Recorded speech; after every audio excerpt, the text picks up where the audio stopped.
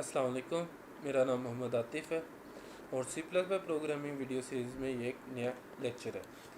आज के लेक्चर में हम जिस टॉपिक को डिस्कस करेंगे that is how to call functions within another functions. ठीक है, कि हम एक फंक्शंस को दूसरे फंक्शन में हम कैसे कॉल करेंगे या एक फंक्शन का रिज़ल्ट को हम दूसरे फंक्शन में कैसे एज अ पैरामीटर पास करेंगे। फॉर एग्ज़ाम्पल, मुझे एक सिनेरियो दिया जाए कि मैंने एक फंक्शन में से एक रिटर्न करवाना है एक रिज़ल्ट जो कि मल्टीप्लिकेशन का फंक्शन है, वहाँ से रिटर्न मैंने करवाना है रिज़ल्ट, और उसको मैंने एक और फंक्शन है और उसके अंदर जो है ना वो मैंने यूज़ करना है। ठीक है, फॉर एग्ज़ाम्पल मैं क्या करता हूँ कि इंटीजर मल्टीप्लाई का एक फंक्शन बनाता हूँ, इंटीजर ए इंटीजर बी। ठीक है, और इस फंक्शन को मैं क्या करता हूँ कि यहाँ से मैं रिटर्न करवाता हूँ ए इन मल्टीप्लाइड बाय बी। ठीक है, अब मैं क्या करूँगा कि मुझे ज़रूरत पड़ी है कि इंटीजर ऐड नाम का फंक्शन था, उसमें भी मेरे पास दो पैरामीटर थे, इंटीजर ए और बी। ठीक है, अब यहाँ पे मैंने क्या किया कि यहाँ से मैंने फंक्शन कॉल करना है इंटीजर मल्टीप्लाई का। ठीक है, अब मैं क्या करूँगा, पहले फॉर एग्ज़ाम्पल यूज़र के रिक्वायरमेंट है कि यहाँ से यूज़र खुद नंबर इनपुट करे और वो मल्टीप्लाई होकर उनका रिटर्न जो रिज़ल्ट आए और उसमें ये दो नंबर ऐड हों। ठीक है, ये दो नंबर मैं पास करूँगा यहाँ मेन से। ठीक है, मैं क्या कहता हूँ, पास करता हूँ ऐड 1 और 2। ठीक है, यहाँ से मैंने फंक्शन में दो नंबर पास किए 1 और 2। ठीक है, तो वो क्या होगा कि यहाँ से मैंने फंक्शन को कॉल किया कि मल्टीप्लाई का फंक्शन था मल्टीप्लाई।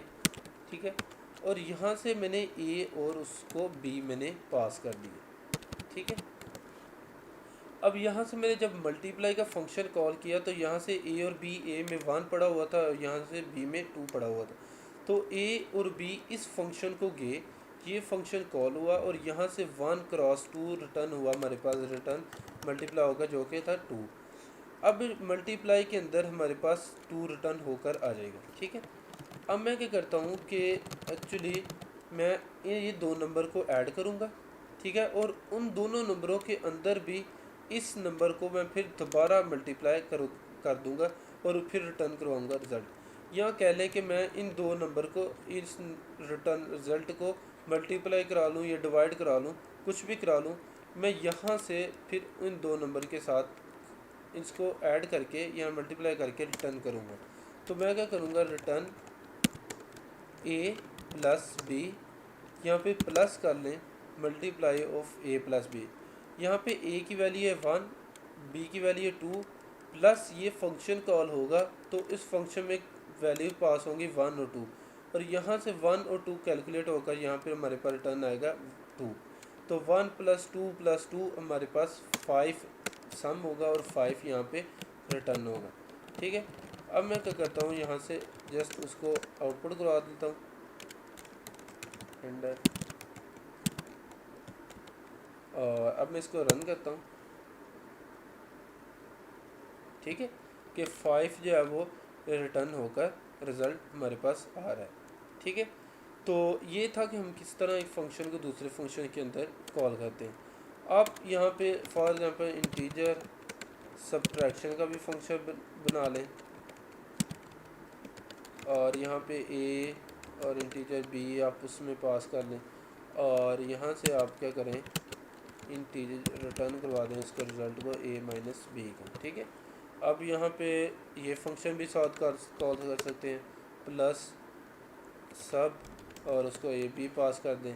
ठीक है, तो ये फंक्शन कॉल होगा, पहले ये कॉल होगा, इसका रिटर्न आएगा रिज़ल्ट इसमें, फिर ये कॉल होगा, फिर इसका रिटर्न आएगा रिज़ल्ट इसमें, और ये सारे ऐड होकर हमारे पास एक फंक्शन के अंदर रिटर्न रिज़ल्ट हो जाएगा। ठीक है, मैं इसको रन करता हूँ और हमारे पास जो अभी आ गया 4। ठीक है, 4 कैसे आया, 1 प्लस 2 3, 3 प्लस 2 5 और 5 माइनस 1। ठीक है, ए माइनस बी, ए की वैल्यू थी 1 और बी की वैल्यू थी 2, तो जो 1 प्लस 2 1 माइनस 2 माइनस 1, तो 4, 5 माइनस 1 इक्वल टू 4। ठीक है, तो 4 हमारे पास रिज़ल्ट रिटर्न होकर आ गया। अब ये तो था कि हमने ऊपर मेन से हमने हट के जो फंक्शन बनाया था मेन के ऊपर, वहाँ पे हमने फंक्शन को कॉल किया था। अब अगर ज़रूरत पड़ जाए कि हमने मेन से ही फंक्शन को कॉल करना है, ठीक है, और हमें फॉर एग्जांपल यहाँ से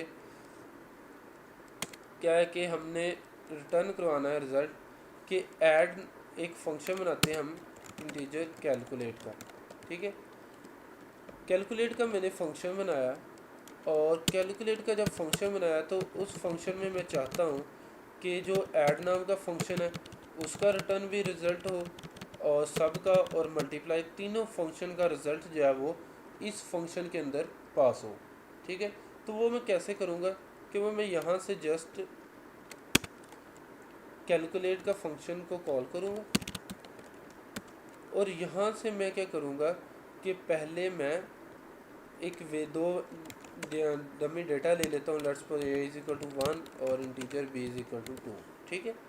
अब कैलकुलेट का फंक्शन था, अब कैलकुलेट के फंक्शन को मैंने सबसे पहले फंक्शन पास किया ऐड नाम का फंक्शन, और इस फंक्शन में मैंने पास किए दो आर्गूमेंट दैट इज a और b, ठीक है। पहला आर्गूमेंट मैंने पास किया, फिर मैंने मल्टीप्लाई का फंक्शन कॉल किया एज आ आर्गूमेंट पास किया a और b, और मैंने क्या पास किया सब का, ठीक है, a और b। अब एक्चुअली इसमें तीन पैरामीटर जा रहे हैं। कौन से पैरामीटर हैं कि पहले ऐड नाम का फंक्शन कॉल हुआ, जो रिटर्न हुआ रिज़ल्ट वो एक पैरामीटर यहाँ पे आएगा रिज़ल्ट, फिर दूसरा फंक्शन कॉल हुआ जो रिटर्न कैलकुलेट होके आएगा वो यहाँ से पास होगा, और फिर तीसरा सब नाम का फंक्शन कॉल हो रहा है जो कि यहाँ से कॉल होगा और उसका रिज़ल्ट यहाँ पे आएगा। अब ये कैलकुलेट का फंक्शन मैं यहाँ पे तीन वेरिएबल डिक्लेयर करवा लेता हूँ b और इंटीजर c, ठीक है। तो यहाँ से मैं क्या करूँगा कि जस्ट ये क्या करूँगा integer a plus b plus c, ठीक है। अब मैं क्या करूँगा कि यहाँ पे a प्लस b कर देता हूँ, ठीक है। अब कैसे कॉल होगी, कॉल ऐसे होगी कि पहले कैलकुलेट में ऐड नाम का फंक्शन कॉल हुआ, कैलकुलेट के फंक्शन के अंदर एक फंक्शन कॉल हुआ ऐड नाम का फंक्शन, उससे दो वैल्यूज़ पास हुई 1 और 2, तो 1 और 2 जब पास हुई तो ये फंक्शन कॉल हुआ, और यहाँ से रिटर्न हुआ 1 प्लस 2 3। तो एक्चुअली जो फंक्शन को जाएगी कॉल वो ऐसे जाएगी कैलकुलेट 3, ठीक है। अब दूसरी कॉल हुई तो 1 और 2 गए तो फंक्शन मल्टीप्लाई का कॉल हुआ तो 1 इंटू 2 यहाँ से गया 2, और तीसरा जो फंक्शन कॉल हुआ तो वो सब था, तो सब में कॉल गई ए और बी, तो 1 माइनस 2 एक्चुअली कॉल हुआ, तो 1 माइनस 2 हमारे पास रिटर्न आ गया -1, ठीक है। अब ये ऐसा फंक्शन बैकएंड पे कॉल हुआ एक्चुअली। तो अब इसको मैं रन करता हूँ तो देखते हैं इसका रिटर्न क्या रिजल्ट आता है 4, ठीक है। जो हमने ऊपर काम कर रहे थे जैसा हमारा रिटर्न आ रहा था ऊपर रिजल्ट वही एक्चुअली यहाँ पे आ रहा है, ठीक है। अब आप चाहें तो एक फंक्शन के अंदर दूसरा फंक्शन, अब इस फंक्शन के अंदर भी एक और फंक्शन कॉल कर सकते हैं। फॉर एग्जांपल मैं कहता हूँ कि इंटीजर, मैं क्या कहता हूँ एक डिवीज़न का एक फंक्शन था डिवाइज़र का, और उसे मैं ए और बी पास करता हूँ कि जो ऐड नाम का फंक्शन था उसे एक्चुअली कितने पैरामीटर पास हो रहे हैं, एक बी 2, और एक डिवाइज़र नाम का फंक्शन कॉल हो रहा है जो कि उसमें 2 पैरामीटर जा रहे हैं, और उसका रिटर्न जो रिज़ल्ट होगा अब इस फंक्शन के अंदर कॉल होकर आएगा। वो कैसे होगा, मैं यहाँ पे एक फंक्शन बना लेता हूँ डिवाइज़र और इंटीजर a इंटीजर b, ठीक है, और यहाँ पे मैं क्या करूँगा return a divided by b, ठीक है। अब मैं क्या करूँगा यहाँ से मैं b डिवाइडेड बाई a कर लेता हूँ क्योंकि 1 से होगा तो 1 नहीं होगा, ठीक है।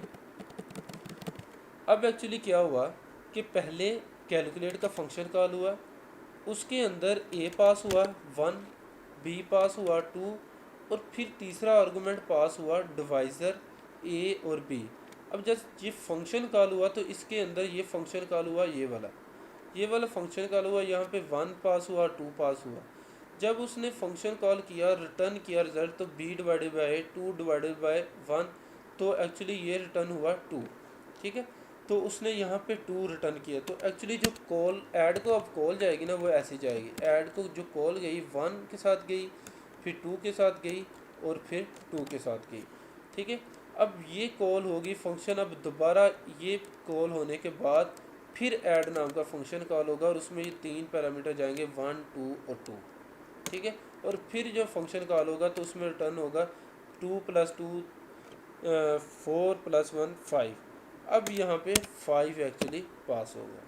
ठीक है, तो 5 2 -1 पास हुए, तो ये 5 + 2 7 -1 6। तो अब इसको रन करके देखते हैं हम। 2 बनी, हाँ जी, क्योंकि हमने अभी जो ऐड नाम का फंक्शन इसमें 2 पैरामीटर थे, तो एक्चुअली हमने 3 किए, तो हम तीसरा पैरामीटर भी हम बना लेते हैं इंटीजर सी, और यहाँ पे हम कर लेते हैं +c। ठीक है, 6। फाइनली हमने जो फंक्शन कॉलिंग की थी, एक फंक्शन के अंदर फंक्शन और उसके अंदर फंक्शन कॉल किया था, तो हमने वो उसमें सक्सेसफुल हो चुके हैं कि हमारा रिटर्न होकर रिजल्ट 6 आ रहा है। ठीक है, तो ये जस्ट जो ना पैरामीटर की गेम है, फंक्शन कॉलिंग की गेम है, और कुछ भी नहीं है, थोड़ा बहुत कंसेप्ट है। तो इसको अंडरस्टैंड कीजिएगा, फंक्शन बना बना कर देखिएगा, तो इंशाल्लाह होप सो कि आपको समझ आई होगी। तो इंशाल्लाह मिलते हैं नेक्स्ट लेक्चर में। टेक केयर, अल्लाह हाफिज़।